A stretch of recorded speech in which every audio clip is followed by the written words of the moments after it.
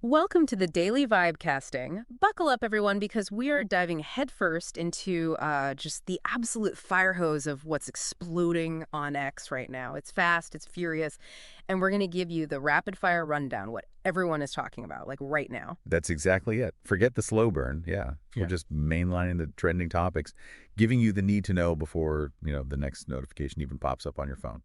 Okay, kicking things off. At Pigford just dropped a real thought bomb on homeownership. And it's definitely resonating. They're hitting on those hidden costs, right? Not just the mortgage payment, but the constant repairs, the mental energy drain. Cabinet overhead. It's huge. Exactly. Of just owning the place. It's that constant tug of war, Yeah. between the dream of owning your own home and the often gritty reality of keeping it all running.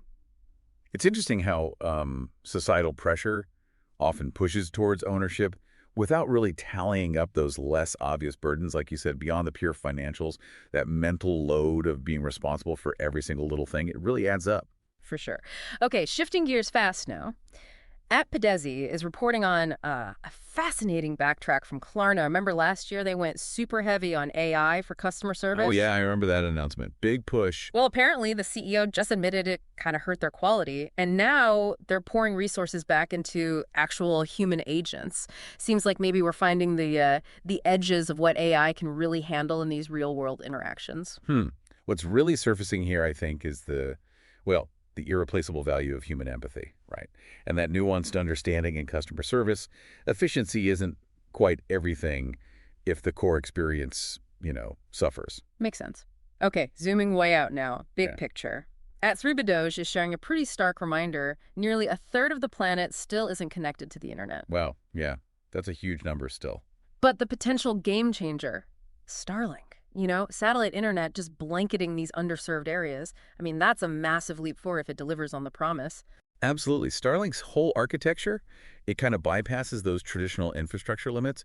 It offers a pathway to connect remote and uh, underserved populations in ways we really haven't seen before. Think about the ripple effect on things like education, economic opportunity. It's massive. Totally. All right, let's get a bit personal for a sec. At another, Cohen posted his sleep data after having just a couple of drinks. Even getting over 7 hours of sleep, his wearable tech flagged it as poor quality.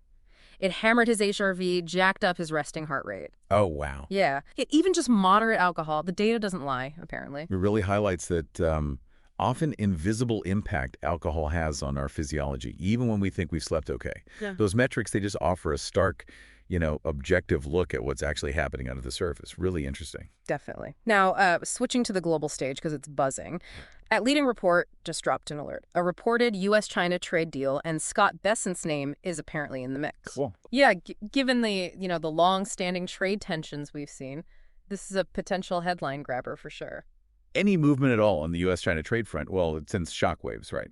Through Yeah. global markets, international relations. The fact that someone like Scott Bessent is involved suggests, yeah, pretty high-level negotiations are happening. Right. Okay, switching gears again, totally different vibe. At Chamath is throwing a bit of a curveball. He's looking at his own health metrics, more travel, maybe less exercise, a few more indulgences, Uh-huh.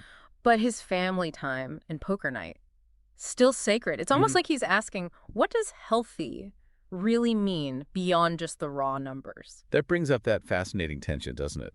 Between pure biological optimization, like maximizing your metrics, and all the other dimensions of a fulfilling life. Social connections, experiences, actual enjoyment. Where's the balance point? It's a good question. It really is. And then on the extreme end of optimization, Yeah. you've got at Bryan Johnson laying out his morning routine. It's intense. 8 hours sleep, then straight into strength, cardio, sauna, red and near infrared light, hyperbaric oxygen. Whoa. And then his very specific diet. I mean, this is biohacking on a completely different level. Yeah, that's highly regimented. Mhm. A multifaceted approach aims squarely at maximizing physiological function, longevity, the inclusion of therapies like red NIR and HBOT that represent some of the real cutting-edge strategies in that whole pursuit. Pretty wild stuff. Definitely out there. Okay, back to that potential trade deal. At Watch Your Guru is confirming it now. But interestingly, eagle-eyed observers are noticing they used an older image with their post. Oh, like an old picture from a previous meeting or something. Yeah, exactly. So is it like an intentional throwback, a sign of familiarity? Who knows? The visual element can definitely add a layer of interpretation, can it? Mm, Could be a subtle nod to, previous trade interactions, or maybe even a commentary on the current situation somehow. Interesting choice. yeah. Keeping it a bit lighter, at Hat79 is also jumping on the U.S. China trade deal news, but they posted it with a humorous image. The deal was made in Geneva, aiming to tackle the U.S. trade deficit. A bit of comic relief, maybe. Well, injecting humor can make these really complex topics feel a bit more digestible, more relatable sometimes, highlighting the location, the core objective, but doing it in a lighthearted way. Yeah. Yeah, it can be quite effective, actually. True. Okay, for anyone looking to level up their skills, check this out. Cintas is sharing what looks like a goldmine of free AI learning resources. We're talking guides on prompt engineering, AI agents, integration, all from the big players like OpenAI, Well, Google. that's valuable. Right. It's kind of where the future's heading, you got to think. Yeah, this sort of democratization of AI education is it's crucial. The skills to effectively interact with AI, to build using AI, they're becoming just increasingly valuable across pretty much all industries. Good share. Definitely. Okay, on a more maybe introspective note, at Alex Hormozi is talking about something interesting. The often overlooked skill of just maintaining a good mood, even when there's no external reason to be in a good mood. It's about that inner wellspring of positivity. Hmm. That really speaks to the power of internal resilience, doesn't it? The ability to cultivate a sense of well-being that isn't just dependent on what's happening around you. It's a concept, deeply rooted in things like Stoic philosophy. Yeah, absolutely. Okay, circling back again, the official word now from at White House. The U.S. China trade deal is happening in Geneva.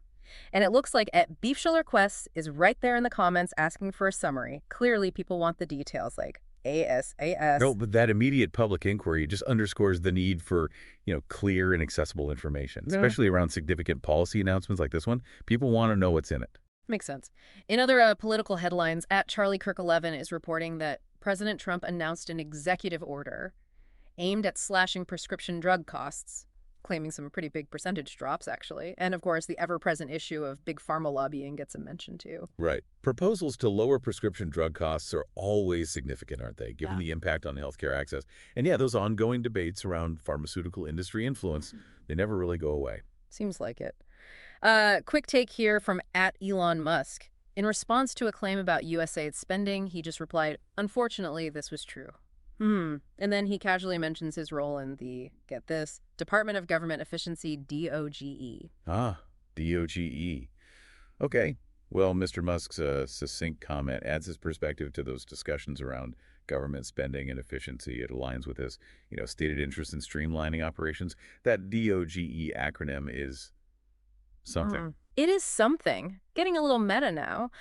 Adabasebeth Jezos is posting images with the virtual influencer at Image, and it kind of prompts the question, what even is real anymore in our digitally saturated world? That's a deep one. The increasing sophistication of these virtual entities, Yeah. it really does blur the lines of perception, challenges our traditional definitions of reality and interaction. Where does it go from here? Exactly. And look, the U.S.-China trade deal just keeps popping up. Unusual Whales notes it too. And Steve Guest chimed in, referencing Trump's book, The Art of the Deal. Ah, the classic reference. Right, a throwback to negotiation tactics, public perception. Especially interesting considering, the later commentary on the book itself from the ghostwriter. Yeah, that reference definitely connects the present moment with past approaches to deal-making and the narratives surrounding them. Adds a layer of historical context for sure. Okay, and finally, at Catter 2 is making a pretty bold market prediction. Quote, stock market goes into outer space tomorrow. Wow, okay, outer space. Yeah. The likely driver, according to the Vibe, perceived positive impacts of President Trump's policies. And you see replies discussing potential ripple effects on sectors like, well, big pharma again. Such strong market predictions often reflect a broader investor sentiment, usually linked to anticipated policy outcomes and, yeah, their potential sector-specific effects. We'll see if outer space happens. We certainly will. Phew. Okay, so from the nuts and bolts of homeownership costs to the absolute cutting edge of biohacking, global trade winds, the very nature of reality in the digital age, that's the unfiltered, high-velocity feed of what's grabbing attention on X right this second. I mean, with this much happening, what headline do you think we'll all be talking about tomorrow?